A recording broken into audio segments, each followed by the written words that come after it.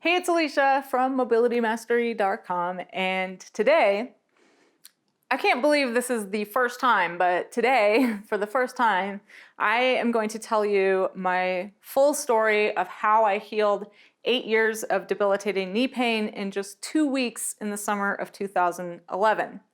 I've kind of told this story here and there in pieces, and I've definitely told it more in full inside of my online courses when I'm in conversations with people or doing Zoom calls, but I've never actually filmed it for YouTube, so this is it. And this video is for you if you want to really understand the journey of how someone comes to experience chronic pain and then undoes it at a multidimensional level. So I'm going to be talking about my fascia and working with fascia.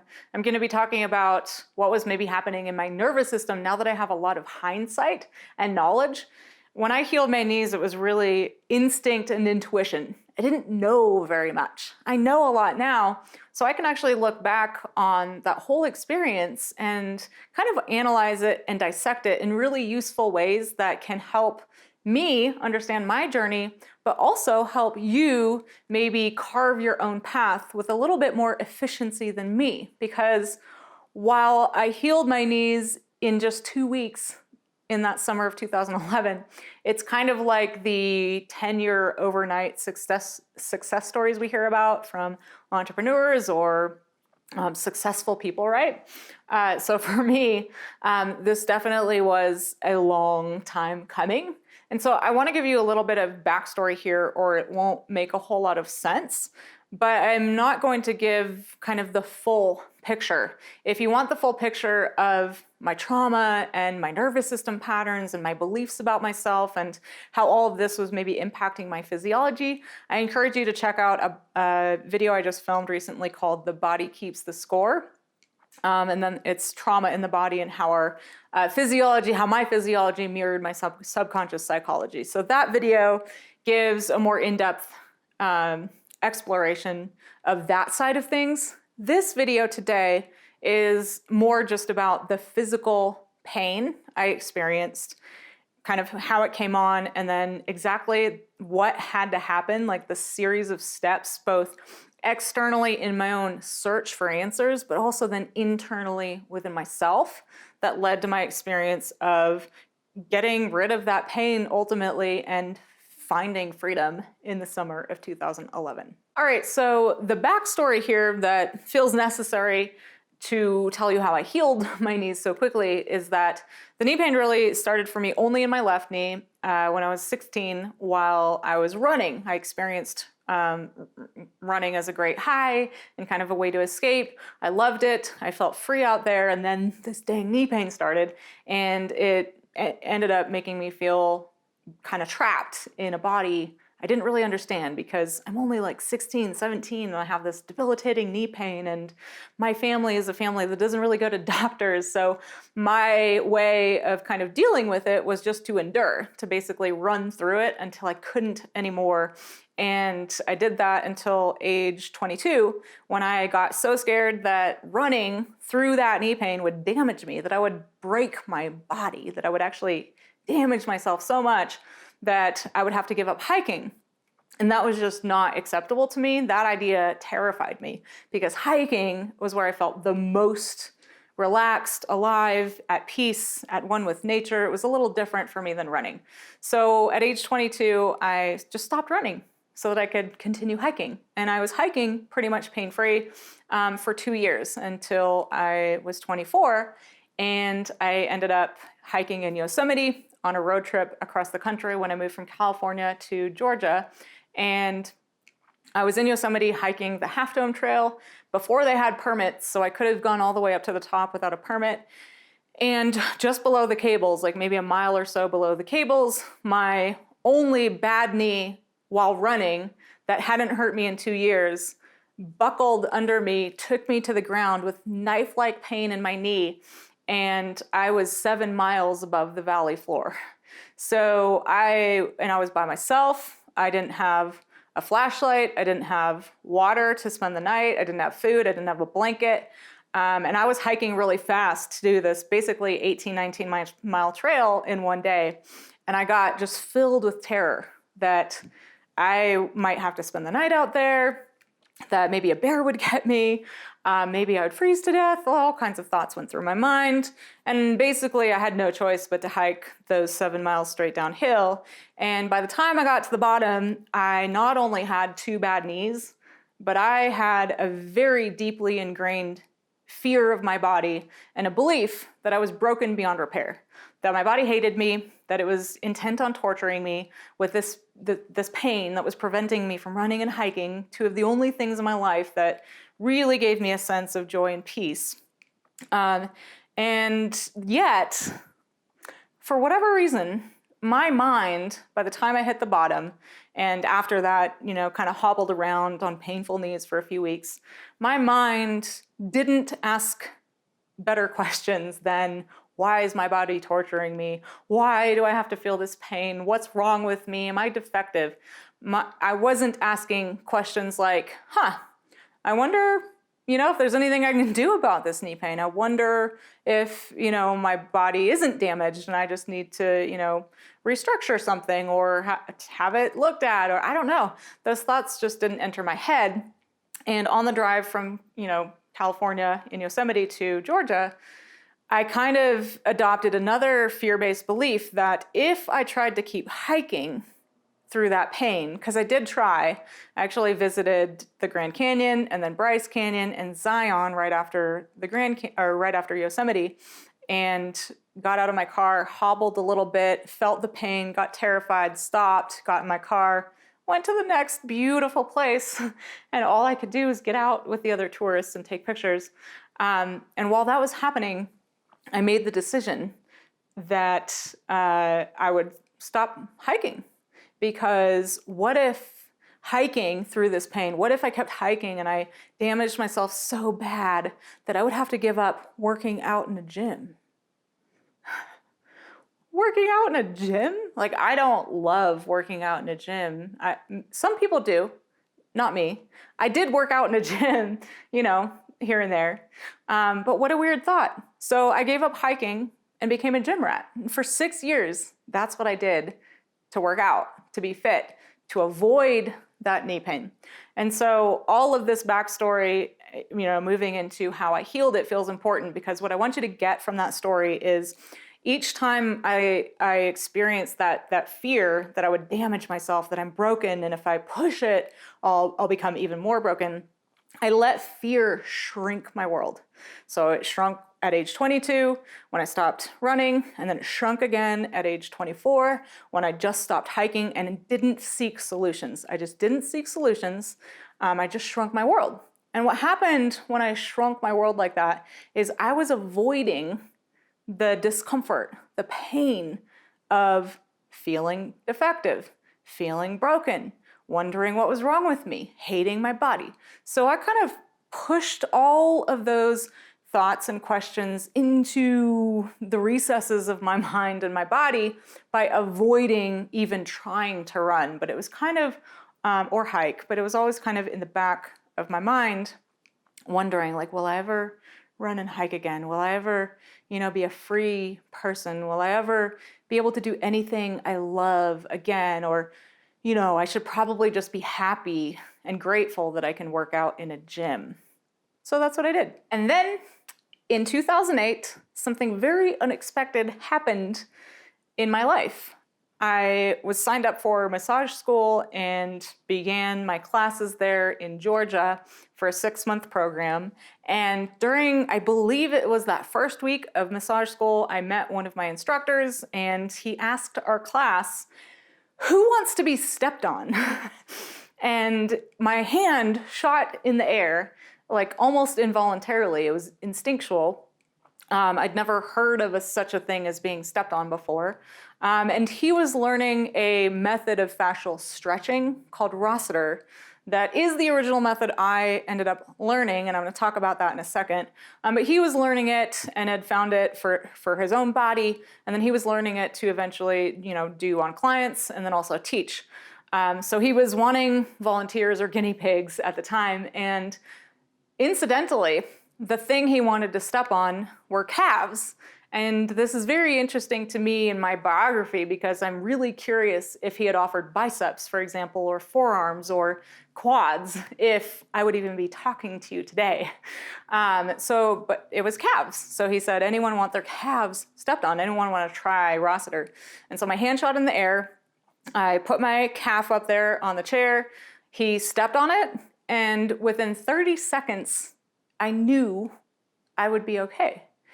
I knew I would run again. I knew I would hike again. It woke something up in me that was a knowing that I was not broken, that I was not actually defective. And this thing, this stepping on me thing, was going to get me where I wanted to go, which was hiking and running again and feeling like a whole human being, not a broken one. So we actually had a Rossiter weekend included in our 6-month massage training, which is really also another interesting karmic destiny, coincidental thing, because this only ever happened twice in the history of Rossiter itself, that Richard Rossiter came into a massage school and taught Rossiter as part of a curriculum. So I got one of those experiences and I was so enthusiastic. So there were about, I think 3 to 4 months between that first moment I was stepped on and the workshop that I was convinced was going to free me, was going to save me, fix me, heal me, and help me run and hike again. And so I was actually so excited and convinced that this was going to work that I brought my workout or gym shoes to the workshop. And when I met Richard Rossiter, I looked him in the eyes and I said, "You are going to help me run again." And he laughed. And I asked him if he would stay back at lunch to work with me because I was convinced that he could figure out how to help me run again. And so we did that. He did that. He was generous and he stayed back at lunch and worked on me for a little bit. And he tried a technique or two on me, on my body. I don't remember what exactly he tried first. And then I laced up my shoes and jetted out the massage school doors and started running, just full of hope that it was going to work. And within 1 block, the knife-like stabbing pain in both knees was back. Didn't really go anywhere, was there. So I would run back, take off my shoes, say, try something else. That wasn't it, try something else. So he would try something else, and then I would lace up my shoes and go running. And within 1 block, knife-like stabbing pain in my knees. I came back, I said, try something else. He tried something else. I ran out the door, made it again, 1 block, knife-like pain in my knees. I came back, I said, try something else. He tried something else. And this time, this was like the 4th time I think that we did it. Same thing. I come back, I say, try something else. And he looks at me and he asks, do your knees hurt when you don't run? And I said, no. And he goes, well, then don't run. I was not convinced that it wasn't going to work, but I felt a little deflated in that moment because here I was like sure that we could figure it out. And I knew, I had this like unwavering conviction inside that it would work if we could just find the right thing. And here this person, this teacher, this mentor of mine is saying, running is dumb. Running is bad for you anyway. If your knees hurt when you don't run, don't run. And I want to be super clear here. I reserve the right to tell this story because it is my story and this was a critical part of it. I'm not trying to bash Richard Rossiter. I think he's a genius and I'm so grateful that I met him and was introduced to this world of fascia. But when it came to that moment for me, that was deflating. It was not what I wanted to hear from someone when I was asking for help to do something I believed I could do. So what actually happened is I was still convinced that this thing would work, but now I didn't have anyone to help me because my mentor, my teacher, just kind of was like, well, don't run, I don't understand what the problem is. Like if you can walk, walking's the best thing. If you can walk pain-free, then just walk. So I continued my training with him in addition to my other teacher that I mentioned, but I was not able to start running or hiking right away. And 2008 turned into 2009. I graduated massage school and started working in a chiropractor's office with people in pain. And that's a whole other story. But I was working with people in pain, convinced that the stepping on people thing would really work for them, convinced that it would work for me, but I hadn't had my moment yet. I hadn't had, even though I knew it would work, I didn't have the moment yet of it working and giving me the result that I felt sure that it could. So 2009 turned into 2010, and I began making plans to move to Colorado. So this entire time from 2008, when I first felt certain I was going to run again, I wasn't running. I didn't run. I tried a couple times, but that pain was still there. I wasn't hiking. There's not a lot of hiking in Georgia and South Carolina, at least where I was anyway. But then I made plans to move to Colorado with a really good friend of mine from junior high and high school who, I'd reconnected with. Her name was Jess, and we'd started talking on the phone. She was in California, I was in Georgia. She wasn't happy there, I wasn't happy where I was. So we made plans together to kind of go on a road trip and explore the West. She didn't have any intention of actually moving to Colorado, but I felt certain I could convince her to move there with me. And we ended up moving there together in, I think it was June of 2011. So in June of 2011, we rented a house with a couple other people, a really big house, beautiful, up in the mountains at about, I think it was like 6,700 feet elevation. And there I was, in mountains again, in the environment that inspires me to get out on a trail, to hike or run. And there was no way that I was going to live in Colorado and not hike and run again. So I asked Jess, my best friend at the time, if she would be willing to learn how to step on me to help me run again. Now, what feels really important for me to clarify right now, or just make sure that you're keeping it in mind here, is that through that entire time, I had never lost the conviction that it would work. I just hadn't found the right person to help me. So asking my best friend just felt like the next natural step in my process of figuring out how to do what I wanted to do again, which is run and hike. Jess said yes. And my entire life changed that summer. And honestly, she's the reason I'm even here talking to you. Her enthusiastic, yes, that sounds fun and interesting, changed my life. So she agreed. I started to teach her how to step on me, and I was stepping on her. We had so much fun with it that summer. We were laughing like crazy because it's really intense, but both of us kind of like intensity, and we like the catharsis, and we find it fun and funny. I think I spent a week or so teaching her different techniques and getting stepped on by her. Neither of us really had jobs at the moment yet, so we had a lot of free time. And then I was like, okay, it's time to try running. So I hadn't tried running yet. We had a trail right outside of our door that actually went to the top of Mount Sanitas in Boulder from the backside. If you've ever been there, you know how beautiful that area is. So right out my door, there's this beautiful trail, hardly anybody on it until you got to the top of the mountain just because of where we lived.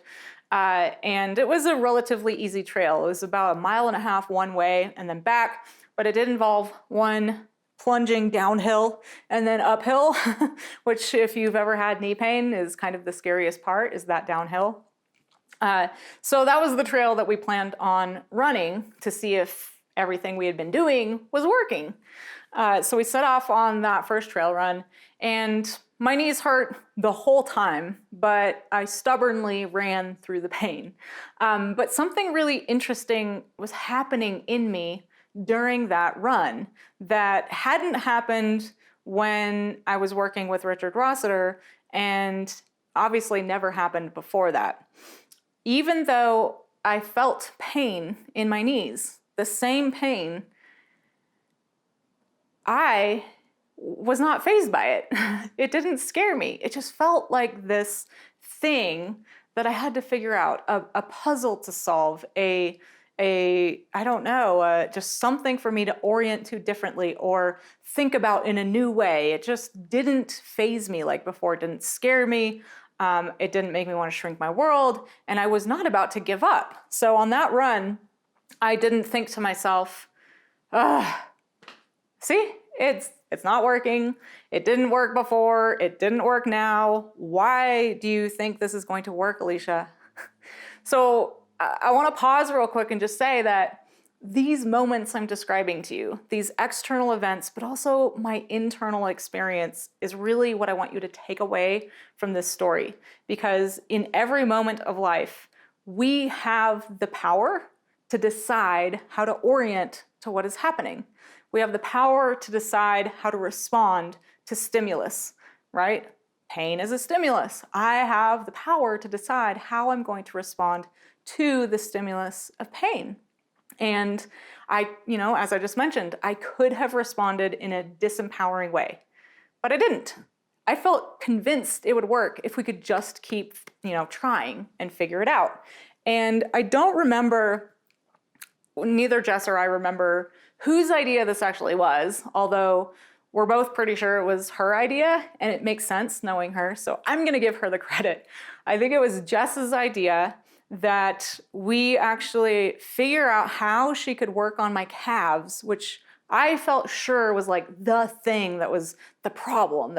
My calves were so tight. I mean, it was insane getting stepped on. I would just break out in a sweat. I would get filled with adrenaline. I was noticing just like how flooded with fear I was, but all of that actually intrigued me. It was like, wow, there is really something here in my calves. So I was convinced, because nothing else in my body, head to toe, felt like that, only my calves. And I was convinced that these calves of mine were the key to running and hiking again. So Jess came up with this idea to figure out how to actually work on my calves during a trail run. Obviously not while we were running, but we figured out the oddest contraption of what we could do on a trail to make this work.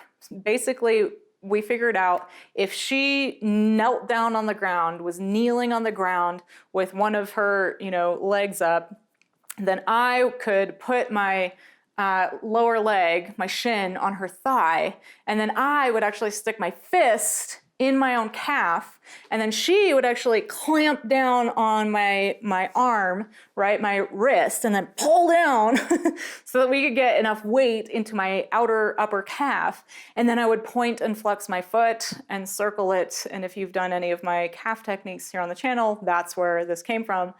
And then we would keep running. So this was our idea, that we would go for a run and do that as often as necessary on both calves. And we actually decided to do a longer trail this time than the other one.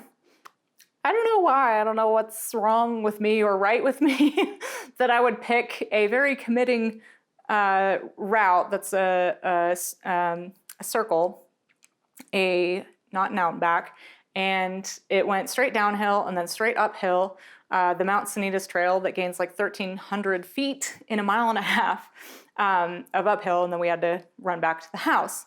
So that was our route, and put on our shoes, left the house, and within 5 minutes, my knee pain was pretty unbearable, like it always was. Knife-like stabbing pain in my knee. If you've ever felt it, you know what it's like. And so I was like, okay, it's go time. We're gonna do this weird thing we figured out we could maybe do on the trail. So we did it, left calf, right calf, and then kept running. And this is the part I want you to pay attention to. After she did that on me the first time, I got 30 seconds of pain-free running. 30 seconds of bliss, 30 seconds of this thing that I felt certain was possible. 30 seconds of proof that it was gonna work. And then my knee, both knees, started hurting just as bad as ever. Knife-like pain in my knees. So I would run about 5 to 10 minutes through the pain until I couldn't really stand it anymore. And then we would do the thing again. And Jess would work on me, right calf, left calf, and then we would start running again. And every single time after she worked on me on that run, or we worked with each other, I don't know. Anyway, I got 30 seconds of pain-free running. 30 seconds of this thing that I was convinced I was going to be able to do again. 30 seconds of proof it was, in fact, working. And we had to do this probably 10 times, maybe 12. I don't know, I wasn't counting, but it was a lot on that first trail run. And then we got back to the house, and I guess what feels important to say is every single time after she worked with me, I got 30 seconds of pain-free running. Every single time, every time, without fail. So that's what I was paying attention to. That's what I was focused on. That's what I was like, how do we stretch those 30 seconds into a minute, and that minute into 2 minutes, and 2 minutes into 4, and eventually it'll be gone. That was the way my mind was working back then. But it feels, again, important for me to point out to you that in those moments when that pain came back after 30 seconds of bliss, I could have decided in that moment, it's not working. I mean, clearly, like 30 seconds of pain-free running, are you kidding me? Like all this effort that we're putting in and I'm only getting 30 seconds, you stupid body, you stupid knee, like, ugh, like nothing is ever gonna work. No, that was not my orientation at all. And if you have that orientation to your body and to wins, no matter how small they are, you probably will go straight back to where you came, which is in pain or traumatized or in a pattern or whatever it is that you're actually seeking escape from. And so I want to actually point out here that I wasn't seeking escape from anything. I was seeking the freedom to run. I was convinced I could create for myself the freedom to run. And so those 30 seconds were my proof that it was possible. So we got back to the house, and I say to Jess, that was awesome. That was so cool. I mean, 30 seconds of pain-free running. Let's do it again. And I asked her if she would do it again with me, I don't know, maybe 3 to 4 days later. And she said yes. So I was anticipating that next run, wondering, what's gonna happen this time? Am I gonna get a minute? Am I gonna get just those 30 seconds again? Is it like, what's gonna happen? But it was all positive what ifs. And we laced up our shoes, we hit the trail, and this time I got 5 minutes of pain-free running right out the gate. And I was like, what is happening? What is happening right now? Like 5 minutes? And I didn't even do anything yet. And then after 5 minutes, the same pain came back into both knees, knife-like stabbing pain in both knees that literally, like, if you've ever felt this, your knees buckle under you. It's excruciating. But when that pain came back, it did not faze me at all. 5 minutes of pain-free running? Are you kidding me? Let's keep going. Let's see what we can do here. So we did the thing again after it became unbearable for me. We did the thing again, left calf, right calf, and then kept running. And 5 minutes more of pain-free running, of just freedom, of bliss, of heaven. I felt like heaven, here is my proof. I stretched 30 seconds into 5 minutes? Are you kidding me? Like, I was elated. I was euphoric. There was absolutely no part of me that believed for a second it was not working. I mean, to stretch 30 seconds into 5 minutes for me was like unequivocal proof that this was working, and working really, really, really well, and also really fast. So what happened on that run is similar to before. In that she had to work on me, I don't know, maybe 5, 6 times that whole run, but every single time after we worked together on my calves, I got 5-ish minutes of freedom, of bliss, of joy, of proof that it was working. So we get back to the house, and I'm like, this is working. This is so working. I'm like so excited. I can hardly contain myself. Will you do it with me again? Because I want to see what we can get next time. If I got 5 minutes from 30 seconds, like what's going to happen? And at this point, I actually stopped expecting anything, good or bad. I was just like, let's just go see. I'm going to let my body tell me what's possible here. And I want to point out real quick that another thing we were actually doing throughout this time that I know was helping me, but what we did on the trail was more important. But this feels like something I don't want to leave out because it's an important part of what happened. We were having so much fun stepping on each other that we were doing it almost every day. Like it felt fun. We felt good afterwards. We were feeling lighter and buoyant and fluid, and running afterwards just felt great. So every time we were going to go run, we would do a session of stepping on each other first. We would get, calves, quads, IT band, adductors, TFL, shins, like everything we could in the lower body. And then on other days, we would get our upper body. So we were actually working on our whole bodies through this time period. It was just part of this process. And the reason it feels important to point out is I think that was helping kind of rewire my whole body and also optimize my fascia head to toe instead of just this one area of my calves. But I'm going to circle back at the end of this story and tell you why I think it was so important that we did what we did on the trail. And I don't think if I hadn't done that version of figuring things out, of actually running, doing the thing I once thought I couldn't, and then actually doing something physical, like fascia release during the experience of the thing that I once thought I couldn't do, I'm not sure it would have worked. So I'm going to come back to that in a little bit. But we made a plan to do it again. And that time, again, I just set out with let's just see what's going to happen this time. We put on our shoes, we hit that trail, and it was the same route that we did before. And this time, I got most of that run was freedom. I did most of that run feeling great in my body. I had just a twinge of knee pain once, and we worked together on my calves once again.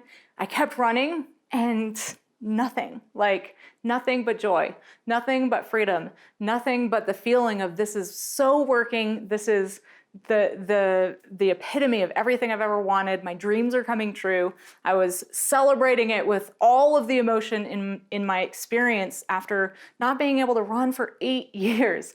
And running really represented freedom to me. So that run solidified in my mind that not only was it working, it had worked. I was kind of sure that it was done, that I didn't need to be worked on the trail again. And I really haven't needed to be worked on a trail since.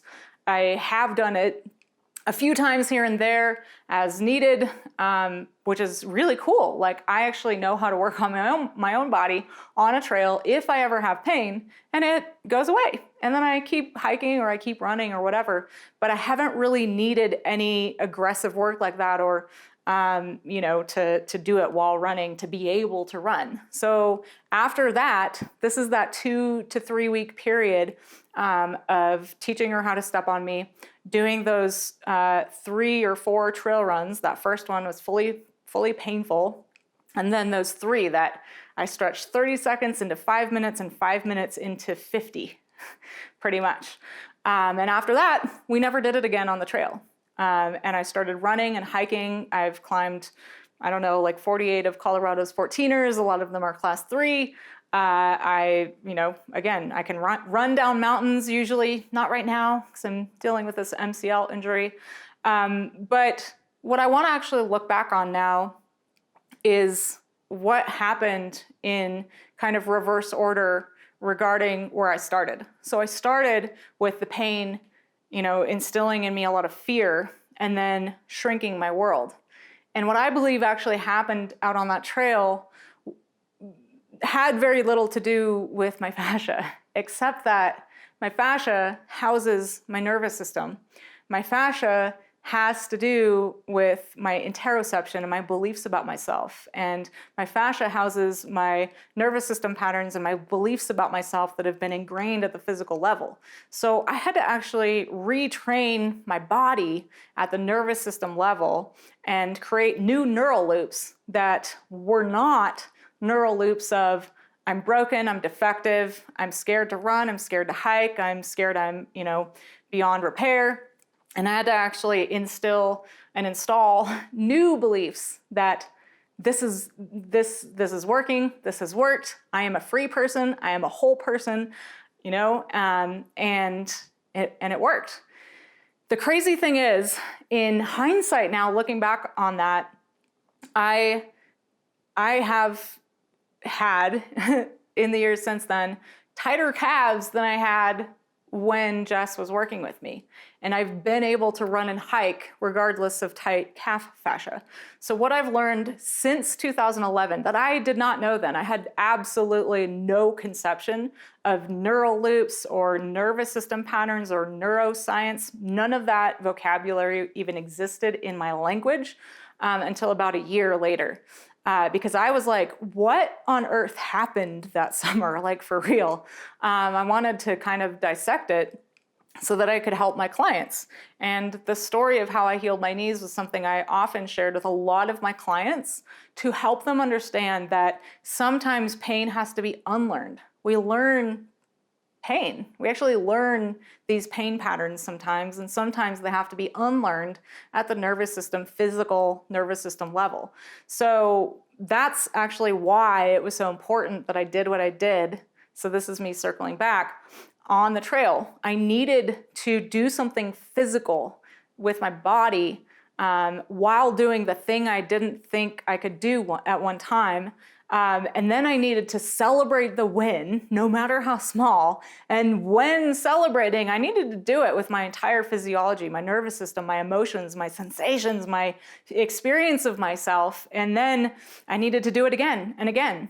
And that is how you actually rewire your body and your brain for freedom. So that is really what I believe I did that summer. It has a lot less to do with fascia release, because if just releasing fascia was going to do it, I could have done it with Richard Rossiter. He's a master at what he does, which is the fascial stretching, and he's brilliant. He's a genius. So if just the physical would have worked for me, I think it would have worked back then. But this is also another important part of my story that I feel like I have to include here, which is who we work with is really important, because my best friend Jess was someone who said, yes, I'll help you.